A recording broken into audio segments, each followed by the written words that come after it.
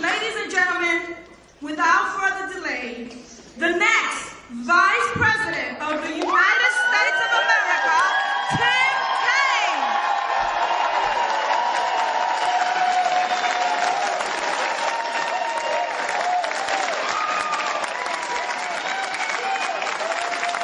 Give Maritza another round of applause. Wow. Maritza, don't run against me for office. Or at least give me fair warning if you're thinking about it. She is fantastic. And what a great crowd. I'm so glad to be back in Florida for the second time in 10 days.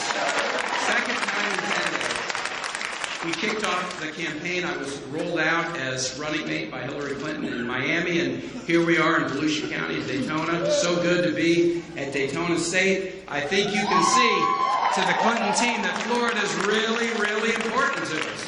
You guys are important to us.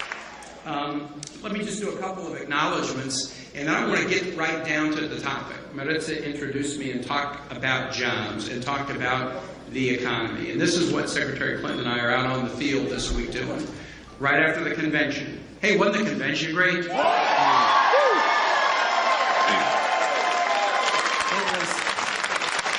It was just so upbeat and positive and patriotic and not sugarcoating or whitewashing any of the challenges we have, but a sense of optimism that any challenge we have, we can tackle it because we've got great people.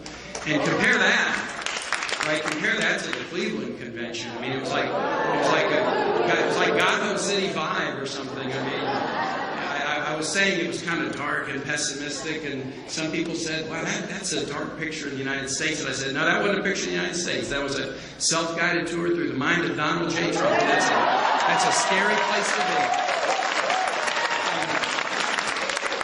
I want to thank Dr. Tom Labasso, who I met, who's been here for 15 years, president of Daytona State for about the last 18 months. Give him and everybody at Daytona State a big round of applause. I was able to get a tour and meet some great students in the culinary program here. I met Chef Costa. Everybody calls him Chef Costa. And what an energetic and exciting guy, Chef Costa.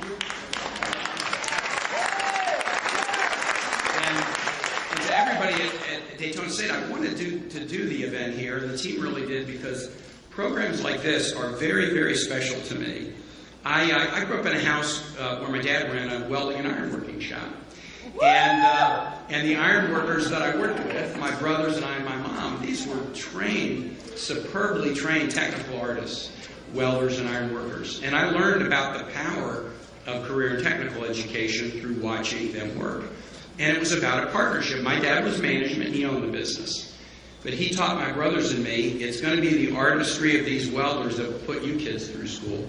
And it will be my business acumen that will put my ironworkers' kids through school. It's about partnership. It was about shared prosperity. And that's a key theme for Hillary Clinton. I went to college and law school. In the middle of law school, decided to take a year off and go work with Jesuit missionaries in Honduras. And I did something pretty interesting. They asked me, "So you're at Harvard Law School. Well, that doesn't give you any useful skill in the real world. But didn't your dad, wasn't he a welder or something?" I said, "Yep." So they put me in charge of El Instituto Técnico Loyola, una escuela vocacional por jóvenes en Honduras. Y yo era un maestro de carpintería y soldador con jóvenes de 14 años. Y aprendí un poquito de español, pero yo hablo como un niño de 14 años. I speak like 14 years old. But that also taught me. Here we are at Daytona State. I've been taking the tour in the culinary lab and learning about other technical and career programs here, allied health nursing programs. I learned about the power of it again in Honduras. I came back and as a governor, and now in the Senate, we do an awful lot in the area of career and technical education. And my wife, until last week, was Secretary of Education in Virginia, working with our colleges, working with our community colleges, and working on the career and technical education. So I'm so happy to be here to talk about jobs, but also to talk about the training and skills that you need to get the good jobs. And look, Hillary's got the same story. She's got the same story. Just like I grew up working in my dad's ironworking shop, she grew up working in her dad's drapery and fabric printing factor. You've heard her talk a little bit about that at the convention. You know, the classic small family business, rolling out the fabric, printing it with silk screen printing to turn it into draperies, bundling it in the van, driving it to the hotels that had purchased it. So she comes out of a small business background too. Raise your hand if you work with a small business in this room. I just want to see, okay, we got a lot of small business folks. That's the backbone of our economy. You know, almost all the new jobs are in small and startup businesses. So we're here to talk about jobs. We're here to talk about jobs. But the last thing I'll do before I just get into it is just tell you how humbled and honored I am to be part of this ticket. I really am humbled.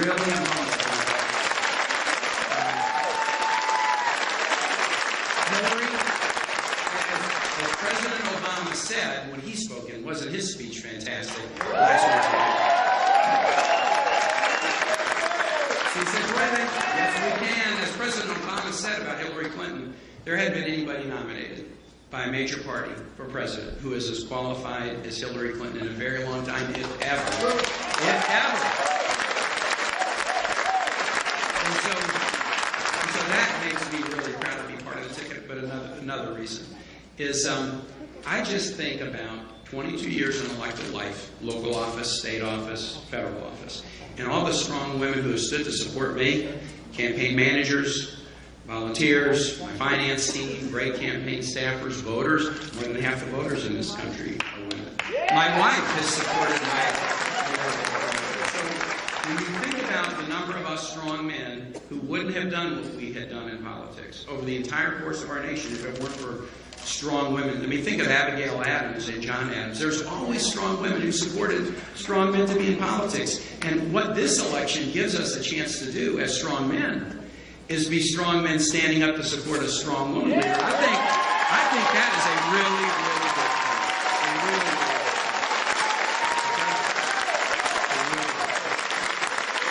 So, let's get down to jobs. Now, I like to boil things down and make them just plain. And I won't get into some details because los detalles son importantes. They matter. But I want to just be real simple. America gets to choose about whether they want your hired president or your fired president. That's the choice. It's so simple. It's so simple. Hillary Clinton, she's going to be your hired president. She's going to be your hired president. And she trusts you enough to tell you exactly how she's going to do it, how she's going to pay for it, and how you will benefit by it. And all you got to do is go HillaryClinton.com. And you can see the entire plan with all the details right there. There's basically 5 pieces to this thing. To make an economy that works, and doesn't just work for some at the top, but that works for everybody. Because that's the kind of economy that we need. The first is the jobs plan. Maritza talked about this.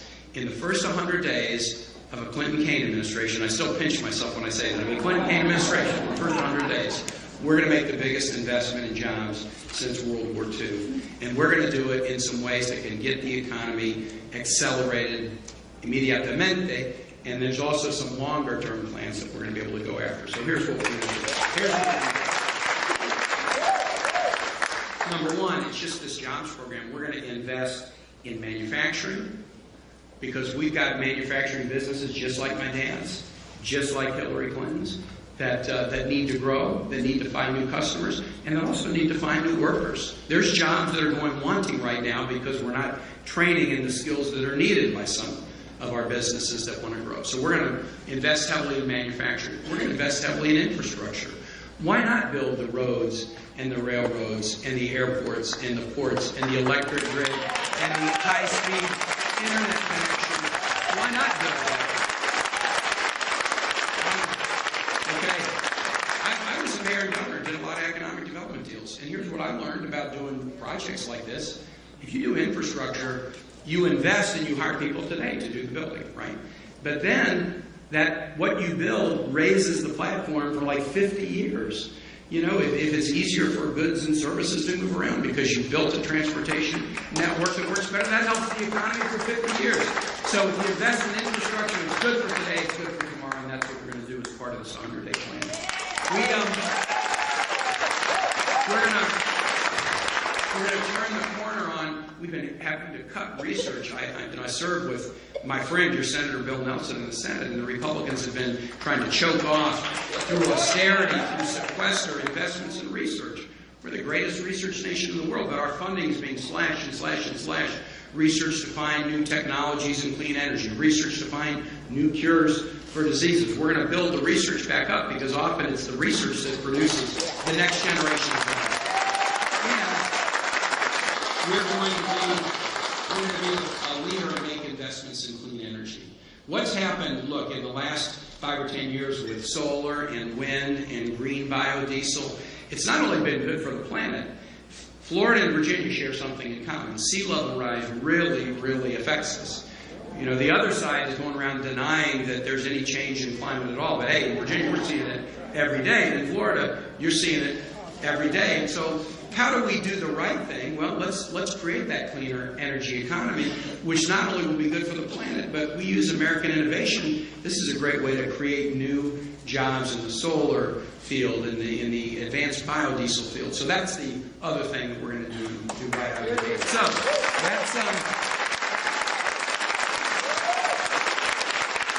if you watch us on Inauguration Day and we bolt out all the parties early and stuff, it's because, hey, we got 100 days, we got a lot to do. I mean, we're going to focus on this biggest investment in jobs since World War II. Second, and this is apropos of being here at Daytona State, it's about skills. It's about the skills of our workforce from pre-K.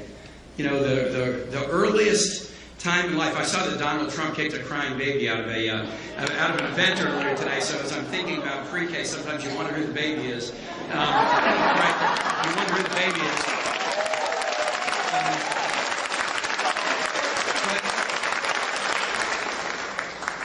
But the training of skills and education. And do I have any educators in the room? I mean, wow. Okay.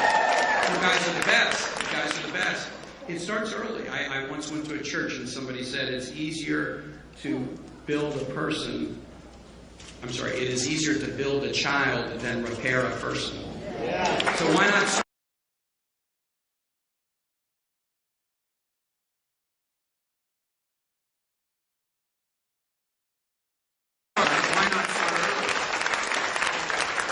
Assistance in helping our schools in the K-12 area get stronger. And a really important piece that Hillary Clinton calls the New College Compact. Families ought to be able to go to college and kids ought to be able to graduate debt-free. That is a big reach, but this country can do it.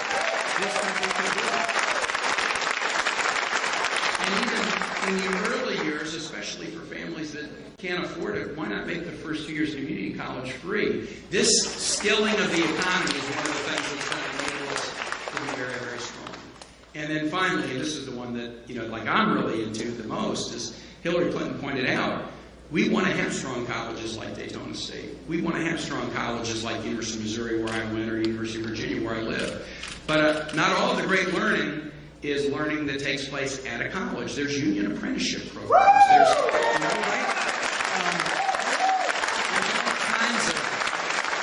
all kinds of ways to get that education after high school. We have an amazing apprenticeship program in Virginia. The Newport News Shipyard has been going for 100 years in 2019.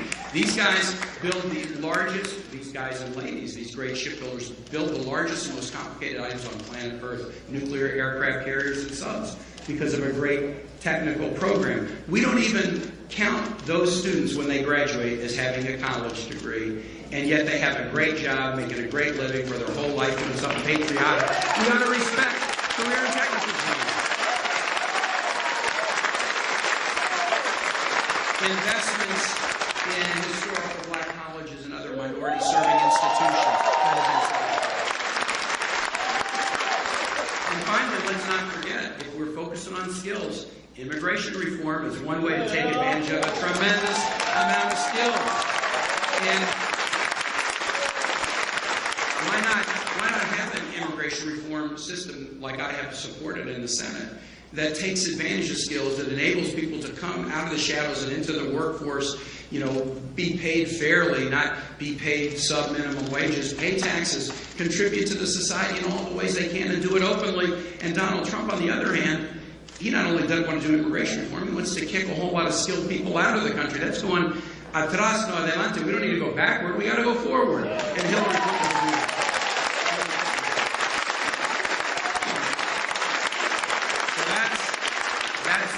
Skills. Point 3 is shared prosperity. Hillary's dad and their family business and my dad and our family business were shared prosperity. There was an owner. There were the workers. In my dad's case, it was management and labor, iron workers. But we didn't view this as a fight. We didn't view this as us against them.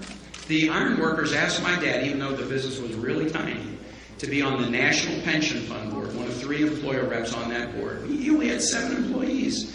But they said, you got a reputation for treating your workers fairly, so come be on the pension fund board to make sure that our workers have a dignified retirement. And that's what the shared prosperity model ought to be. We ought to have means of profit sharing, for example, in businesses. Make it easier for businesses to share profits with their employees. So as businesses succeed, it's not just the CEO taking it all himself. It's shared among all the workers. And we can do that.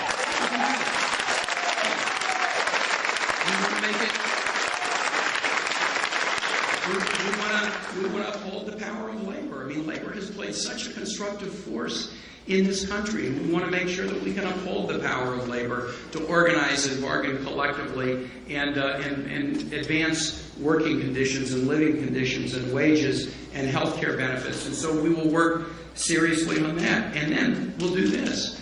We're not going to use tax breaks to reward companies that are taking jobs elsewhere. We have a tax code now. We have a tax code now that will let you deduct the expenses of moving jobs out of the United States as if it's just kind of an ordinary business expense. Hey, that's not going to be ordinary under a Clinton administration. If somebody gets a lot of tax breaks and then they move their jobs overseas, then there will be an exit tax and they'll have to pay back what they've gotten. And hopefully that will make some of them decide to stay. We don't want to reward exiting companies. We want to reward patriot companies, and that's what Hillary Clinton will do as president. So that's point 3. Point 4, work family. Boy, it's complicated now. I mean, people work multiple jobs. Husbands and wives, your partners are working, and we're juggling family life, and that's complicated, and kids are working. And so we want to have policies that enable that work-family balance to really matter. Do you know right now, minimum wage? Now, Maritza mentioned this. Donald Trump has said he thinks wages are too high. I don't think he meant that his own wage was too high. I think he was saying that other people's wages are too high for some reason, who make like 1,000th of what he makes. That's too high, I guess. Wages are too high, and he's also saying that he doesn't believe in a federal minimum wage. Well, we do believe in a federal minimum wage, and we think we got to raise it. We got to raise it.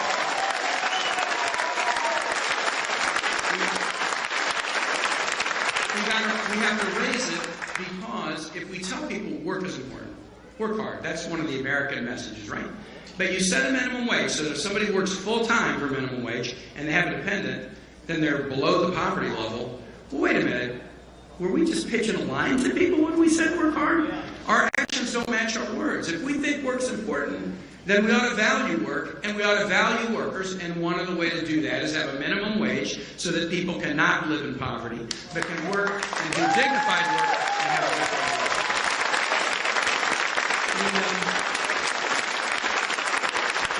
We've got to finally make sure that women get paid equally for equal work. I mean,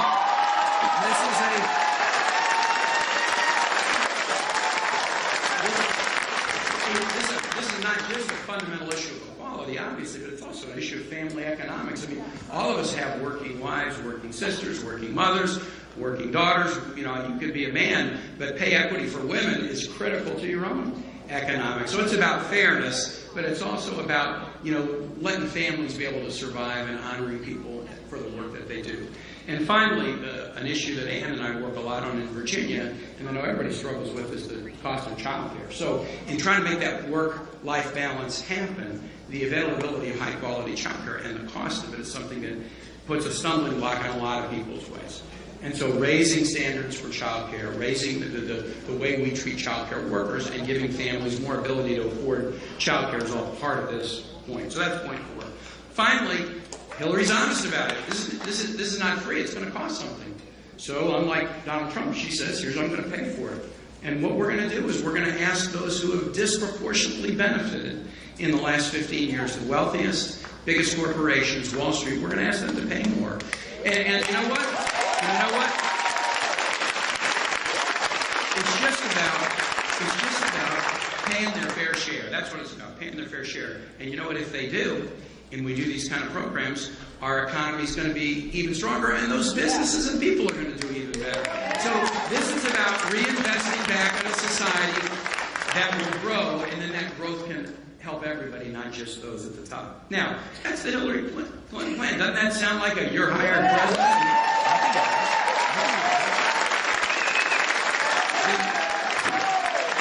The Donald Trump plan is a little bit different. First, you don't give any details out of Donald Trump. I mean, he tends to say everybody's going to be rich, believe me. We're going to build a wall and make Mexico pay for it, believe me. Believe me. We're going to beat ISIS so fast, believe me. Where's the details? You know, or hey, look, there's nothing funny in my tax returns, believe me. Hey, anybody here believe Donald Trump? And you shouldn't either, because in the past, there's a whole lot of people who got really hurt because they believed Donald Trump. You know, small contractors that, like businesses like my dad's or like Hillary's dad, or so many of you that do work on Trump projects. They're so proud to do the work on the project. It's a great project. They do all the work. They come out of pocket with all the money. At the end of the day, they don't get paid, or they get paid cents on the dollar. And Trump walks away with a lot of dough, and they get hurt because they believed Donald Trump. Trump was involved in a condo project, a couple of condo projects here in Florida, where he took the down payments, he took the money, tens of thousands of dollars that people paid him, and they paid him, but they didn't get their condo, and he walked away with money. They got hurt because they believed Donald Trump. Students who wanted to advance in life, and they saw some flashy ad or something about Trump University, thought, wow, this is going to be my path to success. They gave thousands or tens of thousands of dollars and ended up with something that wasn't worth the paper it was written on. They got hurt because they believed Donald Trump. So when Donald Trump says, hey, believe me, all you got to do is look at all these other people that believed him and got hurt. We are too great a nation. We are too great a nation to run the risk of believing Donald Trump. Too great a nation. Now, don't take my word for it. I mean, I will admit I'm biased toward Hillary Clinton, so don't take my word for it. All right? Moody's Analytics, which is probably the premier economic analysis firm in this country, and it's run by a guy who was John McCain's chief economics advisor in the 2008 campaign. They have analyzed the two economic plans. The Trump plan, although Moody's said we have a hard time getting the details, but we'll analyze what we have, and the Clinton plan. And what they said basically is you got it, you're fired president or you're hired president, right? The Hillary Clinton plan, if implemented, would produce, I'm going to get my numbers exactly right, more than 10 million new jobs in this country by the end of a first term. Now that's a you're hired president.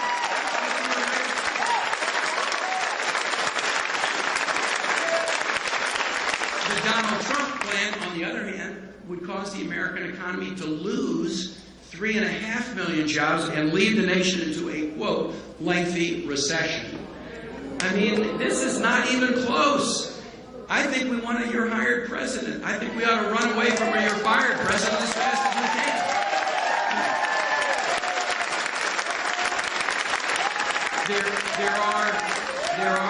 There are so many issues to talk about, and I've just laid out the guts of this job plan. But let me just mention two others that I'm worried about, and I imagine you are too.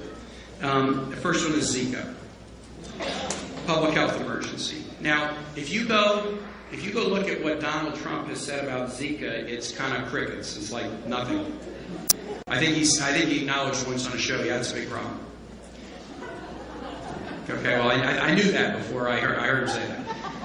But if you look at what Hillary Clinton is talking about, I mean, this is a huge worry in Virginia, huge worry in Florida, affecting tens of thousands of people in Puerto Rico, and we are really in for a significant public health challenge if we don't do something about it.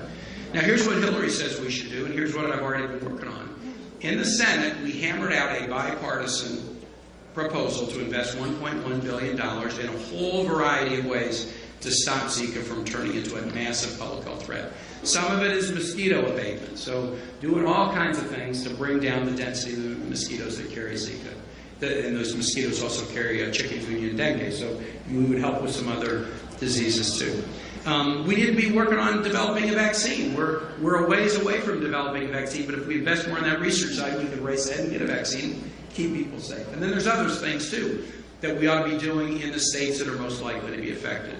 It's not free, but we came up in the Senate with a bipartisan proposal. Democrats and Republicans passed it overwhelmingly, sent it over to the House, and the House put a kind of what we call a poison pill in it. They cared more about fighting Planned Parenthood than they did about fighting Zika. Folks, Planned Parenthood is not a public health emergency. Planned Parenthood is an important provider of health care to millions of women in this country. And so what we are now calling, Hillary Clinton's calling for this Senate Democratic leadership, we're saying Congress should not be in recess when Zika is advancing. We ought to go back in an emergency session and demand that the House pass the bipartisan bill that we have on the table so we can start making these investments to keep Floridians and keep Americans safe. That's an important one. And then second, immigration reform. I mentioned this earlier, but this is so important. Somos una nación de inmigrantes, ¿verdad? Mi familia es de Irlandia y toda familia es de muchas partes del mundo. We have been a country of immigrants from our very first day. In fact, if you go back and read, now I'm kind of partial to the Virginians like Jefferson, but go back and read the Declaration of Independence. We all are familiar with the, life, liberty, and pursuit of happiness, all men are created equal, but most of the Declaration of Independence, most of it, is a whole series of Jefferson shaking his fist at King George. You did this wrong, you did that wrong, you did that wrong. One of the things he says is, you wouldn't let us have an immigration system to bring talented people into this country, King George. And that's one of the reasons we're declaring our independence. From the very first days of this country, we have understood that new Americans are like kind of keep the bloodstream fresh, keep the new ideas coming, keep us connected to the globe, and in a global economy, that's a path to economic success.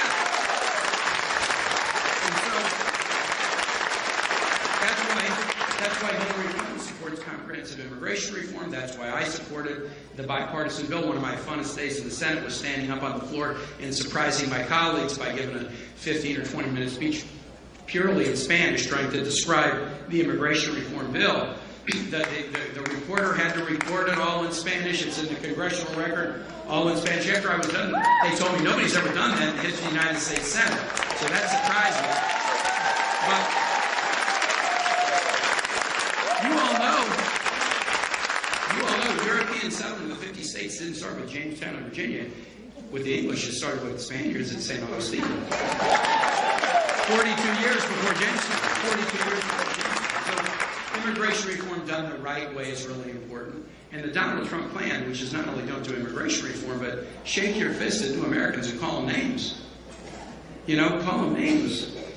And whether it's an inmigrante nuevo, somebody who's here just for the first day, or whether it's a Latina governor of New Mexico, or whether it's a federal judge who was a respected U.S. prosecutor before he was a federal judge, and Donald Trump made fun of him and dissed him because of his Mexican-American heritage. Those aren't los valores de mi pueblo. Those aren't the values of our country. And so that's an important difference, and that will help our economy too. So, look, I'm going to close now. You can tell I'm a wonk at me, and once I get going, I can talk for 5 hours. It's not a good thing. It's not a good thing. But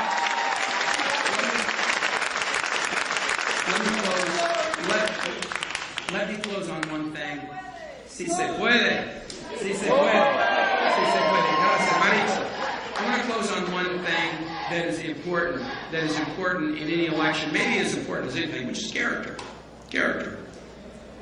And I want to tell you, I've known Hillary for a long time. When I was mayor, she was first lady. We worked on some stuff. When I was governor, she was a senator. We worked on military families issues. When I was in Senate, and then now she's Secretary of State, diplomacy issues. So I've seen her in different roles.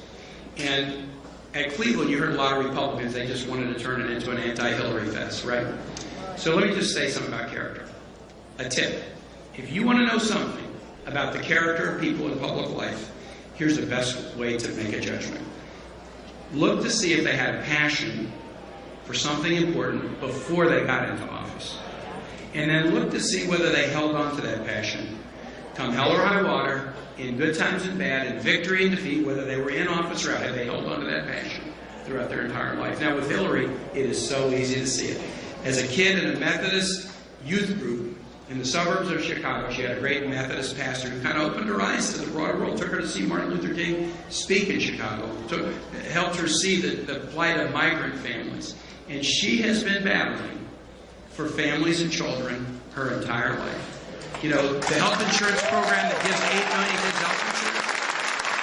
She's been battling at the Children's Legal Defense Fund as an attorney and on maternal nutrition programs when she was First Lady of Arkansas, and the CHIP program to give 8 million kids insurance when she was First Lady of the United States, health care for first responders and their families when she was Senator, empowering women around the world as Secretary of State.